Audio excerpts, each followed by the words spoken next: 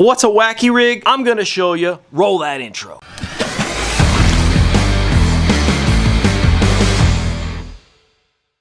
So what's a wacky rig? You've heard the term, you don't know what the heck it means. I'm about to show you, let's get into it. Now a wacky rig, traditionally speaking, is rigged on a stick style soft plastic worm. So something like a Senko, or a Yum Dinger, or a Cast Cray 6-stick. Now something that is cooler of our 6-stick than the average stick bait is these are segmented. So it starts as a 5-inch stick, but it has 1-inch tear off points where you can twist them off at 4-inch and 3-inch, and it has a hook slot that runs all the way down so your hook is concealed. Now on our stick, the second notch, that second tear off point, is a perfect wacky rigging location. So it gives you kind of a seat for hooking your hook right in there, or a good seat for applying a wacky rig ring. Rick, what's a wacky rig ring? So this is a wacky rig tool. All it is a piece of aluminum that's a tube, and it has a screw on the end that holds these little rubber washers. They're called wacky rings. Which, by the way, you can re-up in most cases. We have them in 5-packs as well, so when you run out on the kit, you can get more. And what you do with this guy is you take this worm and you stick it in to your desired location where you want that wacky ring to appear. Like I said, on our stick, the second indentation is a perfect spot. And you're gonna grab one of these round wacky rings and start sliding it up over that aluminum tube. Keep rolling. Keep rolling. And boo! Wacky ring installed. Thank you.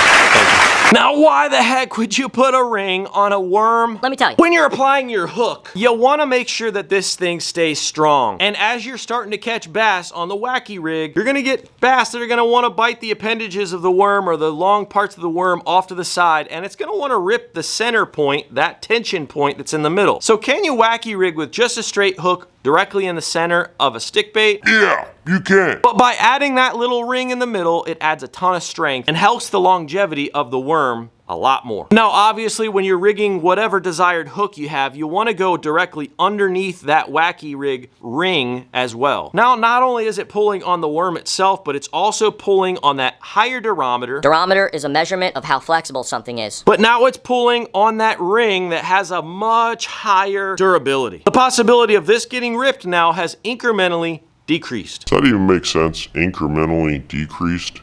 You get what I'm saying. Now you just throw this bad boy on your line, you got your hook in there. Obviously you probably would have this attached to your line anyway first. You toss this bad boy out, give her some wiggles, and the bass cannot resist the wacky rig. I cannot tell you how many fish we have caught on the wacky rig. If you ain't catching bass that day, try the old wacky. Now, what hook do you use, Rick? What hook do you use? I like to use a bigger octopus style hook, or even a circle hook works really good. This here is just a straight up snelled hook, and I think it's like a size 10 or something. But I'd probably recommend an octopus style hook, which tends to have a little more of a curve to it. It makes it a little more sleeker and easier to use. Now I could do a whole video on the Neko rig as well, but let's just throw this in there just as some bonus footage.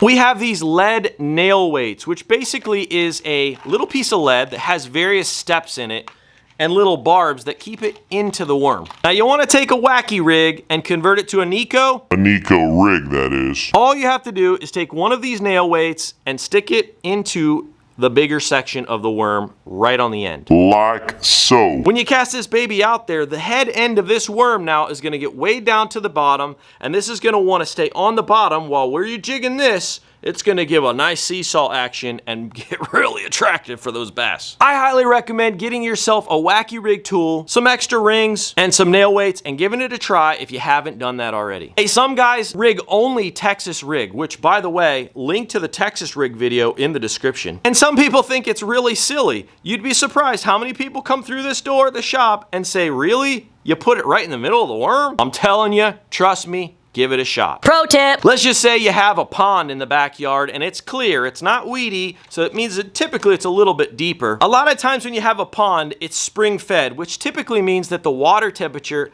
tends to be lower on average. Now, when you have cold water with fish, they tend to be a little more lethargic and don't eat up as much. They like to eat down, meaning they like to eat smaller species, smaller bites. What I like to do is wacky rig a slim stick in the pond. Now obviously on a 3-inch worm, you're not gonna fit that Wacky Rig ring on there. So I would just pin the hook right dead in the middle. But talk about a deadly presentation on pond bass. Go smaller. Thank me later. Hey, I appreciate you guys watching. I hope that was helpful. Go ahead and smash that thumbs up. Ring the bell so you're getting notifications. If you have any ideas on how-tos or have any comments, please leave them below. Hope you have a wonderful day. Woo!